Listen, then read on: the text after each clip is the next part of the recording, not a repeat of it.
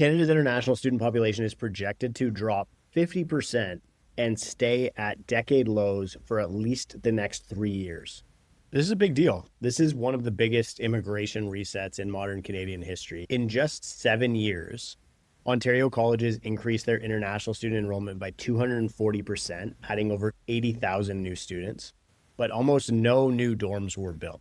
Instead, tens of thousands of students flooded private rentals in cities like Kitchener, Niagara, Belleville, and Brampton, driving up rents, crowding homes, and overwhelming services.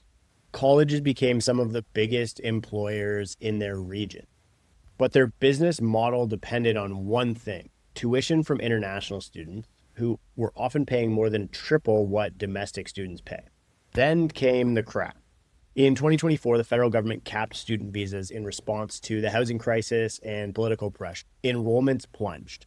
Now, Ontario colleges are cutting nearly 10,000 jobs, one of the largest mass layoffs in provincial history. So how did this whole thing spiral so far, so fast?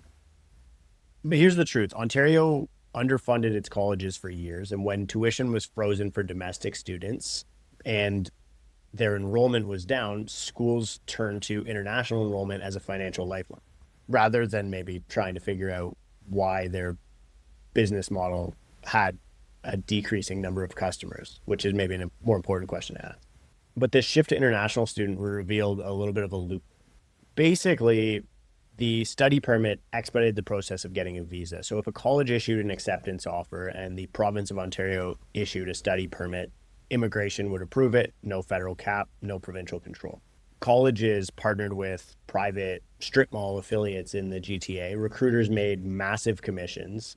Some misled students, as we're learning now. Some sold fake job offers or promised bogus postgraduate work permit and told applicants that becoming a student was a way to get this postgraduate work permit, and eventually it was a path to permanent residency.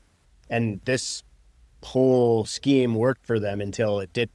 What started as a financial fix turned into a housing crisis, a labor crash, and a generation of students left holding the bag.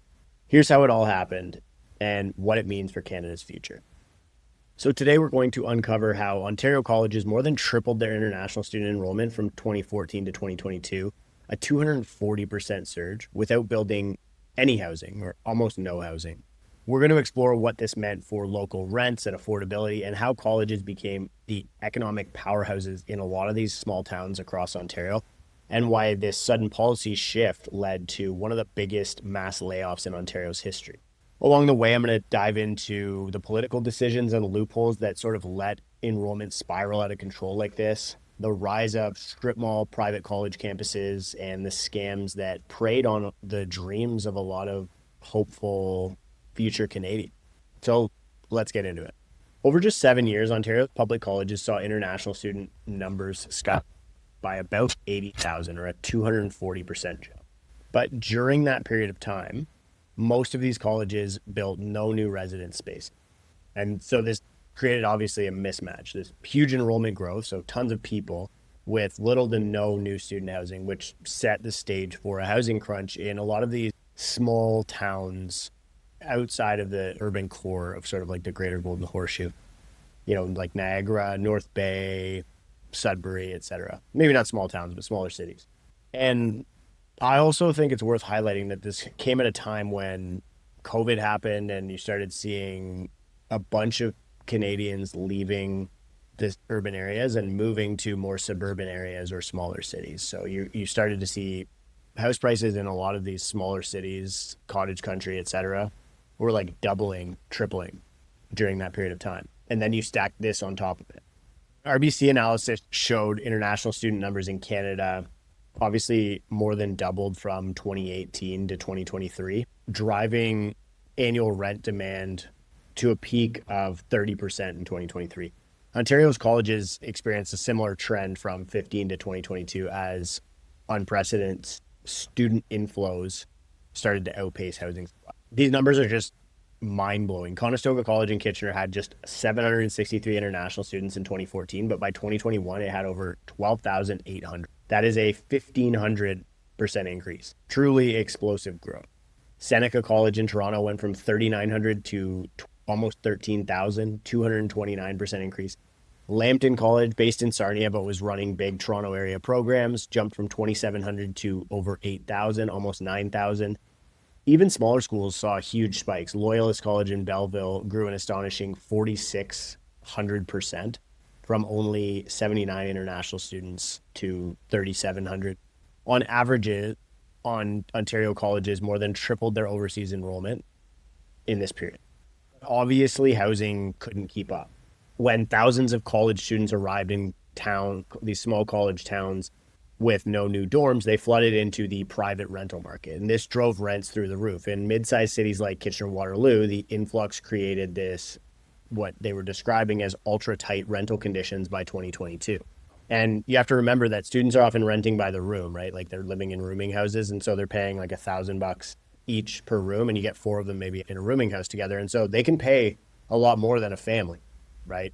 They're paying $4,000 a month, let's say $1,000 a room for a 4-bedroom house, whereas a family might be able to pay $2,000 or $2,500 for that same house. Students were scrambling for any available room, often squeezing into overcrowded houses. With scarce accommodations, landlords hiked rents steeply because they had the ability to do so. Supply was so scarce. And analysts from the Real Estate Institute of Canada observed that this basically drove a mini boom in these markets where roommates packed into rentals, investors were buying up houses to convert them to student lodgings while competing with a lot of that end user supply that was moving out of those cities. And this was all putting upward pressure on both rents and home prices during that period of time. In Kitchener, Conestoga's growth overwhelmed local housing capacity and rents spiked amid the scramble. Even in Toronto, a much larger rental market, the impact was felt. By late 2022, average condo rents in the GTA hit record highs around $2,750 a month, up $391 in 1 year. And this was during a period of time when everyone was still working from home. There was lockdowns all the time. Like we weren't fully committed to reopening downtown Toronto. So it's not like people were moving back downtown for that reason, like we're seeing now. As demand surged from immigration and foreign students after pandemic sort of had a pause on that program, Urbanation data showed GTA rents jumping 16.9% in 2022 alone, largely because of a surge in immigration and foreign students alongside some job. And in smaller cities, the relative increase is going to be more substantial. The percentage jumps were way higher. Landlords in college towns took advantage of the situation, knowing that students were desperate for housing. I mean, they've just basically put everything on the line, moved to a new country, put a bunch of money up, and they need to have a house, right? It's like it's the last box for them to check, and their willingness to pay is very flexible, and they were taken advantage of in this situation. Housing affordability plummeted. Many students ended up paying far more than 30% of their income on rent. I mean, obviously, if you're a student, your income's probably not that high anyways. And many people lived far away from campus or in substandard conditions. I actually remember I own a property up in rural Sudbury. It's just like a piece of land with a rental property on it. It'd be hours away from North Bay. And I had many students asking me if they could live at that place to go to school in North Bay. And I was just like, I don't know if you understand how far it is and how bad the winter is up here, and to drive, to have to drive in for class and all that stuff. I mean, just a total mess. And you really feel for everyone who was impacted by this, like the students, the local community where that people were getting priced out, couldn't afford to buy a house. Unfortunately, this housing squeeze also made international students vulnerable to exploitation, right? Like, I think a lot of people likes to demonize them specifically. And I think you've seen a lot of discrimination evolve as a result of this, which is sad to see. But, the media report described students renting unlicensed, overcrowded basements. I mean, you were hearing about instances in Brampton with 9, 10, I think it was 14, 15 people, 15 young students in a basement. In a lot of cases being overcharged, facing illegal rent tactics from landlords. Many, because they're new, they didn't know their tenant rights, they're reluctant to complain, they're fearful that it might jeopardize their studies or their immigration status. And community advocates were warning that international students had become a growing segment of the population that was extremely vulnerable to housing discrimination, renting, and rights abuses. And you were seeing a lot of homelessness, a lot of really bad living conditions. The whole thing just became a mess. So let's now take a look at a few specific communities to see how this actually played out. I'm going to start with Conestoga because it really became the poster child of aggressive international recruitment. Its student body more than doubled in 4 years, topping 45,000 in 2023, with internationals vastly outnumbering domestic students. And by 2023, it even led Canada in study permits, with 37,000 permits approved or extended in that year. Local housing in the Kitchener-Waterloo area just could not cope. The vacancy rate in Kitchener-Waterloo basically got like the tightest it ever was, and then hit its highest level since 1993, only after a sudden drop in student arrival. And so it's really given the market this huge whiplash, right? Like you get this huge inflow of people, landlords start to create housing. There's tons of student rentals being built during that period of time. And then your market's oversupplied. And if they change the policy, the demand side, and this is what's happening everywhere in Canada right now with all of these policies, whether people believe them or not, I don't see why they would lie about the population growth statistic. Actually, I guess I do, but I feel like it would be noticeable if they were not telling the truth. But before this crash and vacancies got blown out, vacancies were basically near zero and rents soared in the Kitchener-Waterloo market. Students were reporting bidding wars for rooms, long commutes from distant towns to afford rent, having to prepay like the whole year up front. Average 2-bedroom rent in nearby Hamilton, another student hub, had jumped to record highs, gaining 13.7% in 2023. And we'll later see how this reversed once the student flow slowed.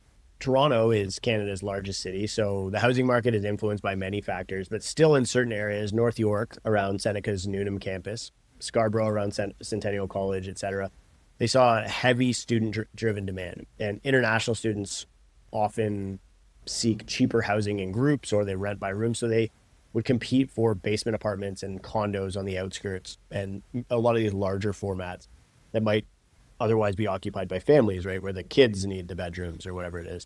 By 2022, Toronto's rental market was on fire. 1-bedroom apartment rents jumped 20% from pre-pandemic levels. Seneca College itself swelled to over 12,000 international students by 2021. And citywide, the vacancy rate fell back to 1.5% in late 2022 from pandemic highs. Many students had to settle in surrounding cities, commuting from Brampton, et cetera. And then you were starting to see like these strip mall colleges evolve in a lot of those markets as well, which is further straining regional transit, traffic, other infrastructure. Niagara College, with campuses on Niagara-on-the-Lake and in Welland, increased its international student enrollment by 174%. And the Niagara region already struggled with affordable housing, being a tourism-driven area with many low-wage jobs, also having like Niagara-on-the-Lake is one of the nicest places in the country, and a lot of retirees go there to purchase sort of luxury real estate. As almost 2,400 extra students arrived, local rents climbed, obviously. By 2023, the St. Catharines Niagara rental vacancy was squeezed very tight. In fact, when the student inflow finally slowed, Niagara's vacancy rate rose to 3.8%, the highest since 2013. But during the boom, a flood of students meant more renters chasing the same apartments. The average home price in Niagara also spiked during the pandemic years, in part due to investors turning houses into student rental. By 2025, Niagara's home prices had cooled 4 to 5% from a year earlier as the student boom started to subside, implying that they had been elevated before. Maybe not just because of this. I mean, there's a lot of other factors happening, like I talked about, interest rates, et cetera. But the biggest ups seem to be apparent in places like Niagara, Sudbury, North Bay, Kitchener-Waterloo, et cetera. So like the most violent volatility happened at where you had all of these policy factors, not just interest rates, but you had this huge inflows demand. Now, Lambton College in Sarnia is a unique case. Its main campus is in a small city, 74,000 people, but it partnered with private institutes to run satellite campuses in Toronto and Mississauga. By 2021, Lambton had nearly 9,000 international students, up from 2,700 in 2014, but only 180 residence spots, and they just planned a new dorm for 700. In Sarnia, hundreds of students scrambled for housing. The city even saw hotels used for student accommodation. Meanwhile, thousands more Lambton students lived in the Toronto area, blending into that already competitive housing market. They typically rented basements in suburban Mississauga, Brampton, adding to the demand there. And Lambton's case highlights how public colleges use the GTA to expand, and we're going to dig into this a little bit more shortly, effectively importing housing pressure to the big city while bringing tuition revenue back to the small town. And even Northern Ontario felt the trend. Cambrian College in Sudbury grew its international cohort by 50% to 4,100 students. Canadore College in North Bay by an eye-popping 1,700% to 6,100 students. Canada's case is extreme. It went from practically no international students to thousands in a short time, mainly by partnering with private Stanford campuses in the Toronto area. North Bay's rental market is small, so even a few hundred extra students there caused noticeable strain. Rents in the city climbed and vacancy shrank. Much of Canada's growth was offsite in Toronto, but the college's local student percentage became 72% of their total population by 2021. Sault College in Sault Ste. Marie similarly shot up nearly 4,000%. And this like whole thing created a massive beef between people who ran different colleges. The Sault College president called for the Auditor General to investigate Conestoga College. College presidents were calling each other whores. I mean, names, I don't know if I'm allowed to say that, but I mean, just the whole thing got absolutely like just completely out of control. The drama of this was wild for most of last year. And Sault College increased theirs obviously substantially through a Brampton Extension campus. And these smaller communities often never dealt with such an influx, which was leading to acute housing shortages until the wave slowed in 2024. Like these are very small towns in like Ontario, you know, predominantly very rural, simple life. You were seeing a lot of people trying to escape the urban like hustle and bustle during COVID to these places.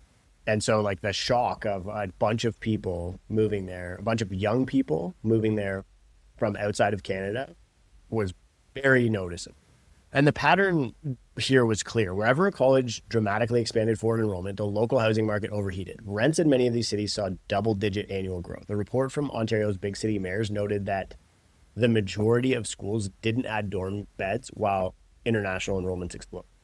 And it's funny because the province started counting student dorms towards their housing goal because there was eventually like this increase that was starting in the creation of student housing, but it still did not even come close to making it possible for Ontario to hit their housing targets. And so the inevitable result of this whole thing was students piling into the private rental market, competing with local residents. By 2022, over a third of Canadian cities were seeing 20% plus annual rent increases. That's a phenomenon that was fueled in part by large inflows of international students supercharging demand, according to RBC's analysis. Now, it's important to realize that these colleges aren't just schools. They become economic giants in their communities as a result of this growth, especially during COVID when like the job market was nuts. You know, first we had like everybody getting laid off and then labor shortages and retail was struggling and then, you know, essential work and whatever. It was a super confusing period of time. And in many Ontario cities, the local college ended up being one of the top employers. Conestoga College now employs over 2,000 full-time and nearly 4,000 part-time staff, making it one of the largest employers in the Waterloo region. It even won Business of the Year locally for its growth. Seneca Polytechnic in Toronto has more than 4,000 employees on payroll. Thousands of professors, support staff, administrators, etc. Niagara College, similarly, is one of Niagara's largest employers with 1,600 full and part-time employees and record hiring, according to a 2022 article on Niagara College's website. And in smaller cities, the college's importance is even more pronounced, right? They're smaller cities. All of these jobs is going to have an even bigger. Lambton College, as I mentioned, is listed among the major employers in Sarnia alongside the big hospital and the school board. And so you get into these smaller towns and the primary employment layers are like the hospital, the school board, you know, some sort of public service, and then Loyalist College in Belleville or Sault College in Sault Ste. Marie provide hundreds of local jobs in towns where few other large organizations exist. And the job footprint of these colleges extends beyond the campus. More students means more hiring of instructors, student services, food service workers, maintenance, etc. And international students also pump money into the economy. They have to rent apartments, they have to buy groceries, use transit, supporting local businesses. In a lot of cases, they're working jobs or part-time jobs. There's a huge issue with under the table stuff, right? So one study showed that Conestoga College's international surge gave it a $106 million surplus in 22-23, which they reinvested into new buildings and programs, further stimulating construction and spending. And so while the communities felt housing pain, they also saw economic gain from the college boom. And in many cities, the college is now a cornerstone of the economy, often only second to a large hospital or the biggest private employer in that city. And so it's really become a double-edged sword. Cities enjoyed jobs and growth thanks to international students, but they also faced unintended consequences like strain on housing and services. And now we're going to see how abruptly that sword swung the other way in 2024, triggering a historic wave of layoffs now that we understand just how economically important these institutions are in all of these cities. So you fast forward to present day, after years of boom, Ontario's colleges hit a wall. The perfect storm of policy changes, which I'm going to talk about soon, caused international student enrollment to drop 50% in 1 year at these colleges. And the influx of new students slowed to a trickle.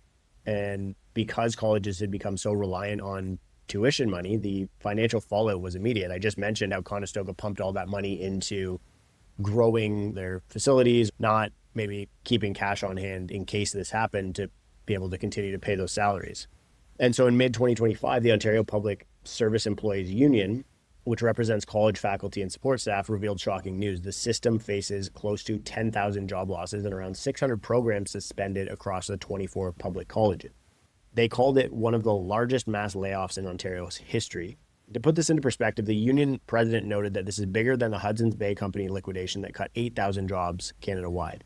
We're talking about thousands of professors, instructors, staff laid off, an unprecedented downsizing in Ontario's higher education. And now entire satellite campuses are closing, class sizes are shrinking. Some colleges even face the threat of insolvency. And it's not like anybody is crying for them because they were all lining up to exploit this loophole and ignore all of the negative economic externalities that came with it. But it's hard to overstate the whiplash, right? 1 year, these colleges are hiring rapidly and expanding to accommodate growth. And the next year, they're issuing pink slips en masse. 19 out of 24 colleges have reported major layoffs. Over 600 academic programs were canceled or paused, and this meant fewer course offerings for students, lost jobs for instructors. 4 colleges have shut down entire campuses or announced closures. Seneca College temporarily closed their Markham campus, citing a dramatic drop in the number of international students. Conestoga is eliminating about 75 faculty positions by the end of 2025 and suspending 80 programs due to the enrollment crash. Loyalist College in Belleville said it would close its Toronto Partnership campus after the federal cap, consolidating back to its main campus. And smaller private affiliates that boomed are now bust. We're basically witnessing a dramatic deflation of the international student bubble in Canada. And this happened fast, right? This was like a 2-year run, way, way, way up. Everybody jumped in to capitalize, and now policy sent it right back down to earth. And the human impact on this is huge. I know a lot of people have a hard time having sympathy for people who are associated with all of this, but in a lot of cases, as somebody who went and applied for a job, didn't really think about the system. It's like, do you run a moral hazard check on your employer when you go and do it, or stress test the likelihood of them to be subject to regulatory risk, right? Like if your job could be eliminated at the snap of a finger. And so many of these laid off staff are longtime teachers, support workers in their community. And the union warns that this is obviously going to have devastating effects on families and local economies. And I agree with this. And this is why I'm paying so much attention to this, is because I always think about how does this trickle into housing demand, house prices. And this means if people lose jobs, they're less likely to be able to pay their mortgage, which means they either have to sell or they're certainly not buying. And if these colleges were the top employers, like losing 100 jobs in a small city is a big blow, right? And so this could have further downward pressure on these markets where they are already massively impacted by basically this huge crash that happened in a lot of these fringe markets, especially cottage country, or like some of these more rural markets where people were moving. And the union and some mayors are pressing the provincial government to intervene with emergency funding to avert further cuts. Again, I don't know if throwing money at this problem, like I think about this, and like Queen's University is a good example. They basically put out this statement saying that they're in a rough financial situation. They could cease to exist if they didn't deal with this issue. And it's kind of interesting to me because like I run a business, and if my business isn't viable, that's my fault. And so I don't know, like the bailout thing, it's a slippery slope. I understand the perceived social benefit, but I also think these institutions have to also go through this process of economic Darwinism, and some do have to die, and they have to assess like, why are we failing? Are we shit at managing our money? Should we have better fiscal restraints, get jobs quoted properly, stop wasting money, and stop depending on the government? Is there a problem with our revenue model? Are we bad at attracting students? Is higher education dead? Whatever. That's what I want the outcome of this to be, is that these businesses are actually looking in the mirror for the first time and realizing that they're businesses. They're not public entities that taxpayers owe them the responsibility of making them viable. And students are affected too, right? Suddenly their programs can be canceled.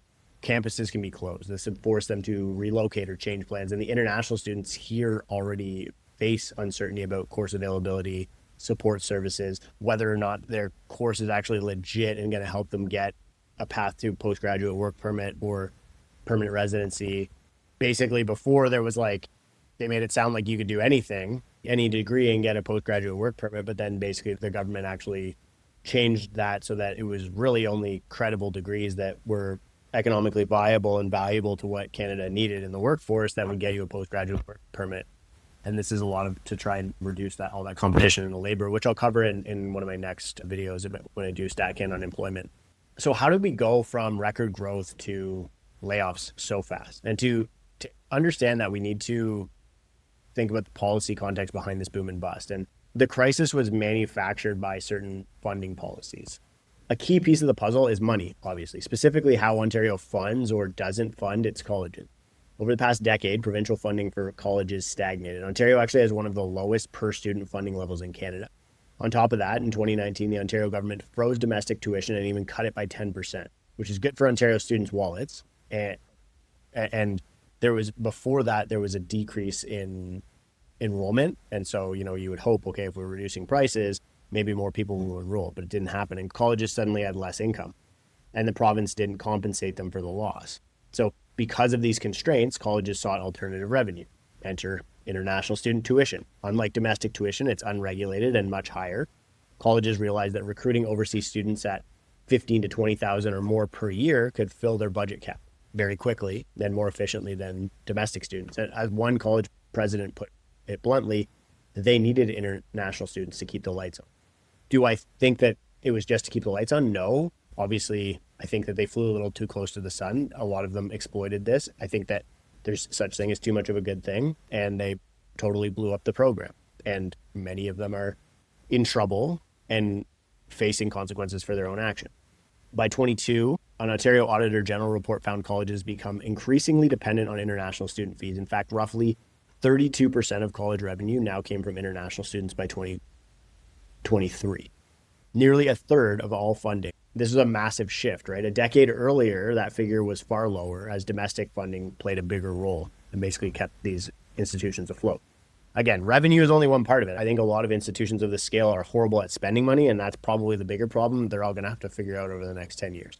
The provincial government, for its part, quietly relied on this influx. Documents show Ontario's leaders were aware that they had an over-reliance on international students, but the arrangement was convenient.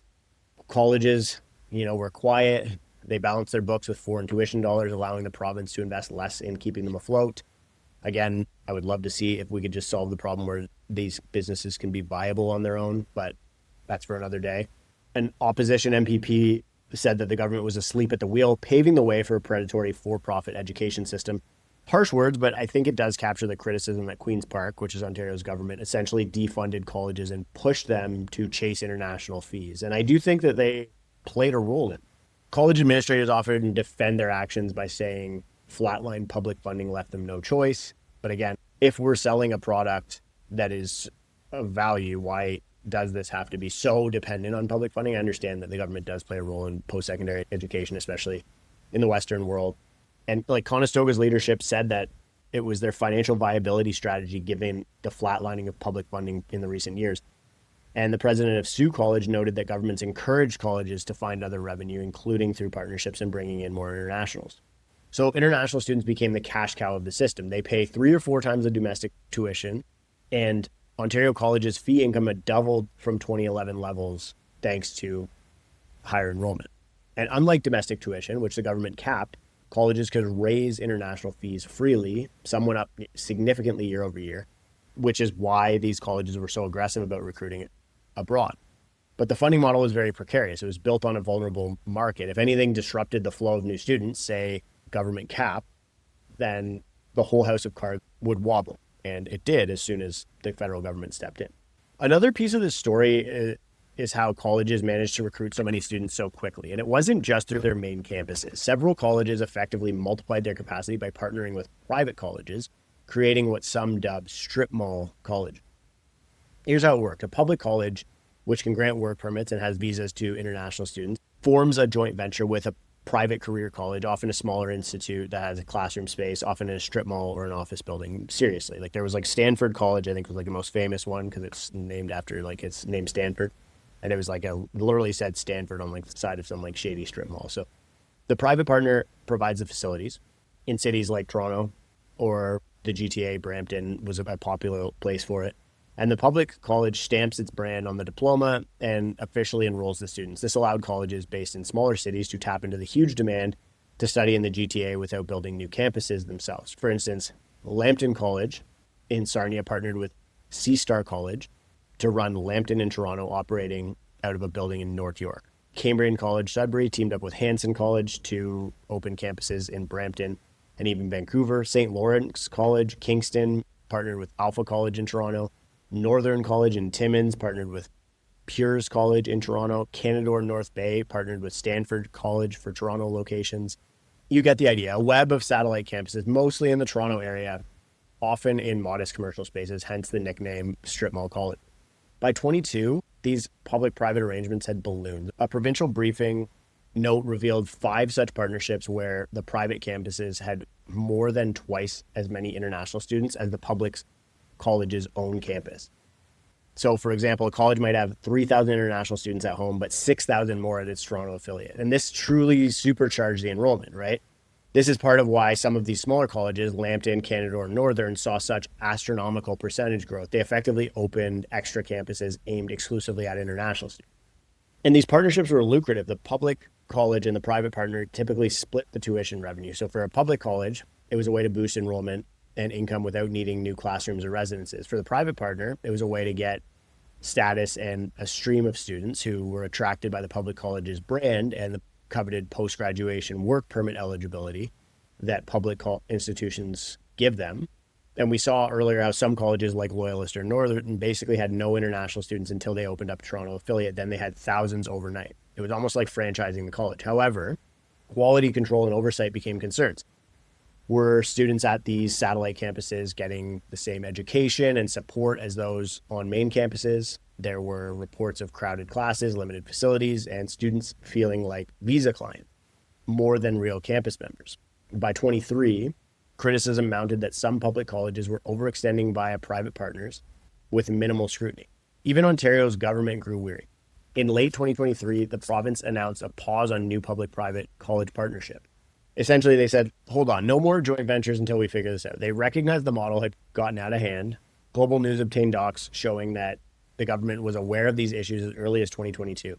And college presidents of Sault College defended these partnerships as necessary due to underfunding, but conceded there's a right way and a wrong way to do it. So the strip mall college era was a direct result of funding pressures, an improvisation to expand capacity quickly. It succeeded in pumping out enrollment and bringing in dollars, but at the cost of creating a two-tier system and arguably tarnishing the reputation of Ontario's higher education. The province's own Blue Ribbon panel flagged concerns about quality of these franchise campuses. Some international students expecting a big college experience instead found themselves in a small office building classroom feeling misled.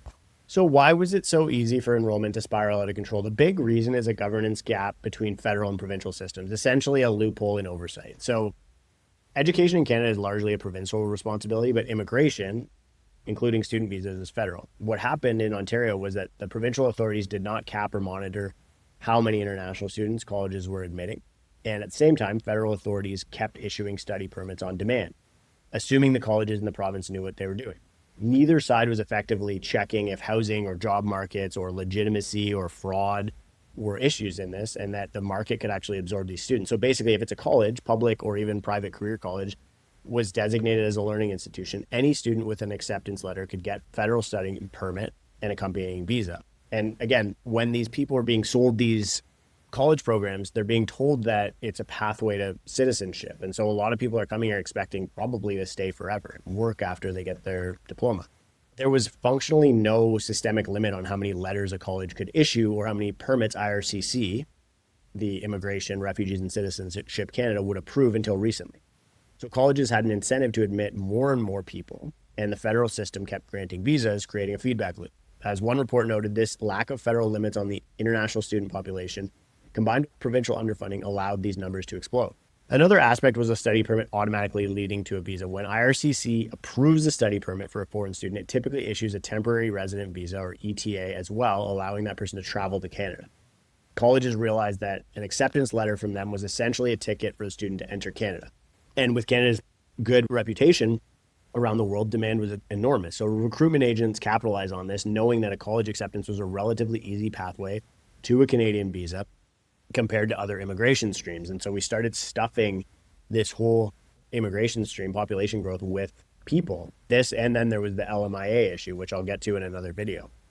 In effect, Canada outsourced a chunk of immigration selection to college admission offices and even to recruiters. And those offices were not considering housing capacity or quality or whatever it was, or the regional absorptive ability. Their mandate was to fill seats and revenue target. As long as the student met the basic admission criteria and paid tuition, they got the letter. Then IRCC, often with some checks, issued a study permit. So it's easy to see how enrollment spiraled. Each year, colleges set higher targets, recruiters brought in more students, the federal immigration kept pace, issuing the permits until the numbers hit politically troubling highs by 2023. Over 900,000 international students in Canada by the end of 2023 across all levels.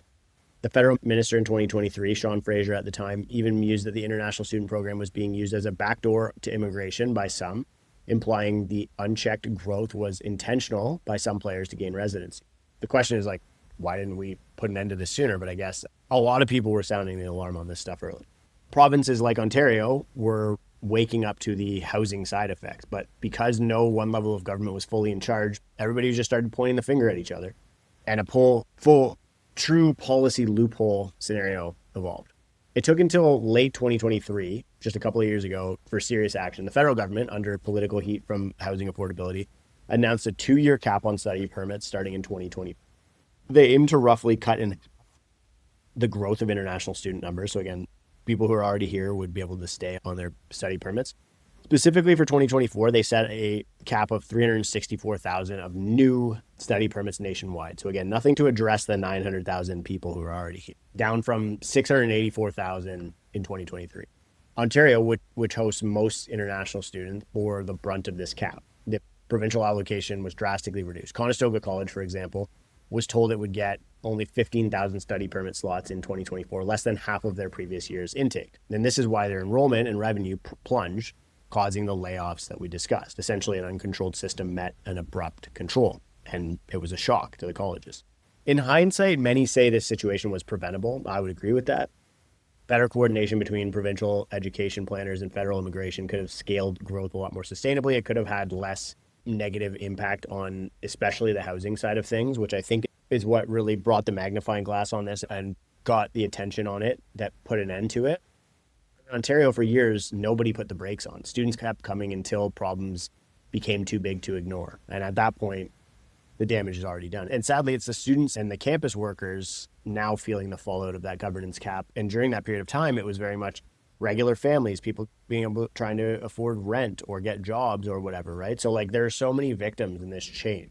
Now, you can't discuss this saga without highlighting the dark side of the recruitment boom.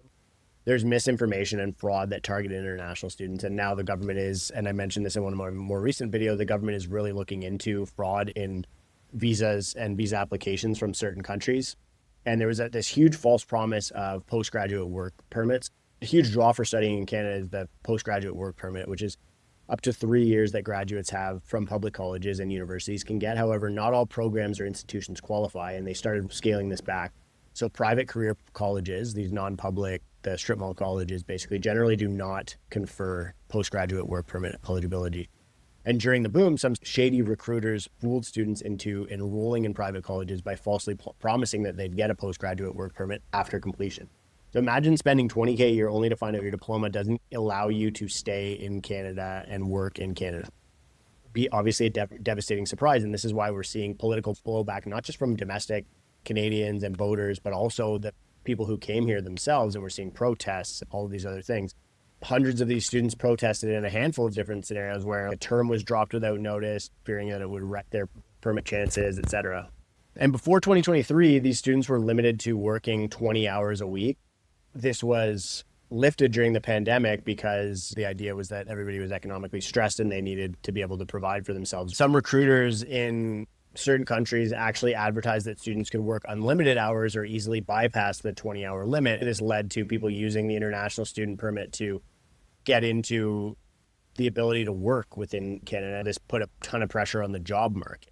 But then once they were here, students found that if they worked over the limit, they risked violating permit conditions. And this led to some underground economy, cash under the table, etc. And the Canadian Federation of Students noted that there was a lot of false pretexts in recruitment promising easy jobs and earnings that were just not realistic.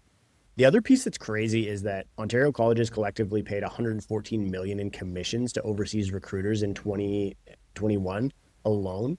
And this created perverse incentives, right? Some agents would say anything to sign up a student. The Globe and Mail did an investigation finding large numbers of students were duped by unscrupulous agents, as they said, about program quality, costs, and immigration outcome. For example, some students were led to believe their one-year certificate would lead to permanent residency, not mentioning that immigration programs often require longer study or job experience. Another major scandal emerged in 2023 where hundreds of Indian students faced deportation because the admission letters they used for their study permits turned out to be fraudulent. A disreputable consultant in India had given them fake college acceptance letters, charging big fees, which IRCC initially accepted for the visa. The students arrived and studied for some years, only to later discover the fraud when they applied for PR. Canadian authorities uncovered at least 1,500 study permit applications with fake college letters in recent years. And this is why you're starting to see headlines where CBC is looking for mass visa cancellation powers to deter fraud from India. Public outcry managed to halt a lot of the deportations, but it highlighted how loose oversight allowed fake docs through and innocent students got caught in the mess. After graduating, and that's just the beginning, right? After graduating, many international students seek an employer-sponsored work permit or to try and improve their immigration points to get a PR. They want a Canadian job offer. And this led to a black market of people selling fake job offers or LMIAs, labor market impact assessment. Investigations by CBC and the Investigative Journalism Foundation found online ads openly selling jobs for $25,000 to $45,000. Posing as a graduate, a reporter was offered an LMIA-backed job for $25,000, no actual work required. So scammers would provide the pay stubs and tax slips to pretend the person worked just to get them PR. This is outright fraud and illegal, proliferated due to desperation among some graduates who struggled to find real jobs, as well as obviously there was a ton of international demand for people just to use this program to get into Canada. And I'll try and do an entire video on that when I get a chance. But the government has since announced crackdowns on this practice, which again is remarkable that it took this long. It shows how a whole post-secondary scam economy grew along this student boom. These issues all underscore that while Canada was obviously impacted and there were so many consequences to the local markets, housing markets, etc., international students were also squeezed by the housing costs and they were taken advantage of by bad actors. There's a human toll to all of this, right? From the families who couldn't afford housing in North Bay to the students who are now being sent home because, they thought they were going to have a better life. And it turns out all of their paperwork was fraudulent. And in 2023, the government started to respond, requiring colleges to report proof of student enrollment to tackle fake admissions. Again, a lot of this, from my perspective, is all just like a too little, too late thing. Like, why did we have to let it get so bad before we started trying to do something about it? On a positive note, many people did get to Canada this way and succeeded and contributed to the economy. But I think it was just way too much. It went unchecked. And it's really changed the public sentiment around immigration, I think, from a lot of people. There's been this huge shift, which we're seeing happening in much of the Western world. And for good reason, right? Because the systems are abused and it leads to bad outcome. So let's circle back on the housing question because it was a major driver of recent policy changes. What happens to the housing market now that international student flows are slow? We're already seeing the effects. RBC Economics has been tracking the rental trends closely. In late 2024, RBC reported that rents were finally softening in many markets, something almost unthinkable a year prior. More than half of Canada's major cities saw their rents decline year over year by early 2025. Why? One big factor, population growth decelerated as immigration targets and study permits were tight. RBC noted that cities in Ontario with large student populations like Kitchener-Waterloo and Guelph saw rents drop by about $130 a month on average as the pullback in international students relieved demand. London, another college university town, saw rent growth flatline after years of increases. Essentially, the rental market is breathing a sigh of relief as these student-heavy areas are now, the frenzy has cooled off. And the other analysis that I put up from RBC projected that the cap on study permits could cut the increase in rental demand by roughly half in 2024. The growth in number of units needed by students would slow dramatically. If the cap is maintained beyond 2025, which RBC foresees for at least the next 3 years, there would be an outright decline in the total number of international students in Canada, because again, you have to shrink down that 900,000 number, and this would relieve rental market pressures more meaningfully. In short, limiting student inflows is now seen as a lever to help the housing crisis. This is a big policy shift from encouraging as many students as possible to pumping the brakes for the sake of affordability. However, RBC cautions that it doesn't solve everything. Even with fewer newcomers, Canada isn't building rental fast. And it is interesting to note that this situation has even led for calls to be, better at planning student housing if we ever get back to this, which, honestly, hopefully we don't. But, planners and experts are urging for a whole of government approach to planning for student housing. If Canada is going to become this international student hub, we should ensure there are places for these folks to live. The story of Ontario's international student boom is a microcosm of broader challenges in Canada's immigration and education systems. On one hand, a lot of these businesses are calling it a success story, right? Tens of thousands of students got access to Canadian education. Colleges thrive financially for whatever, a year, 2 years, claim to become innovation hubs and whatever, created a ton of jobs that they've now erased. And many of these students might become skilled contributors to boost Canada's economy long-term because our birth rate is low. Cities grew. On the other hand, the rapid growth without planning led to serious consequences: housing crises, exploitation of students, unstable funding models that came crashing down. And this hurt everyone: workers, students, local families, etc. The whole thing just highlighted how easy it is for everything to get out of control. So moving forward, the hope is that Ontario and Canada recalibrates this system or continues to. I mean, they've made a meaningful effort so far. It remains to be seen whether or not they actually execute on it. This means more student housing, ensuring that colleges are policed properly and grow at a sustainable pace. Maybe that a lot of these entities actually have to run more economically viable business models. So this experiment taught us hard lessons about capacity and integrity. And if these lessons are learned from, then in the future, hopefully we can do a better job with this. Thanks a lot for taking the time to watch this video. If you found this deep dive informative, I think this is one of the longer videos that I've done. Accidentally again. I have another one on birth rates coming, that same thing, like just get carried away with the research, which is cool. I like it. Please give us a thumbs up, subscribe for more insights, drop a comment with your thoughts on this issue, especially if you've experienced it firsthand. If you live in one of these cities or if you're an international student or whatever. Thanks a lot for taking the time to watch this video. It really means a lot to me that you give me your time, and I'll see you again as soon as I can.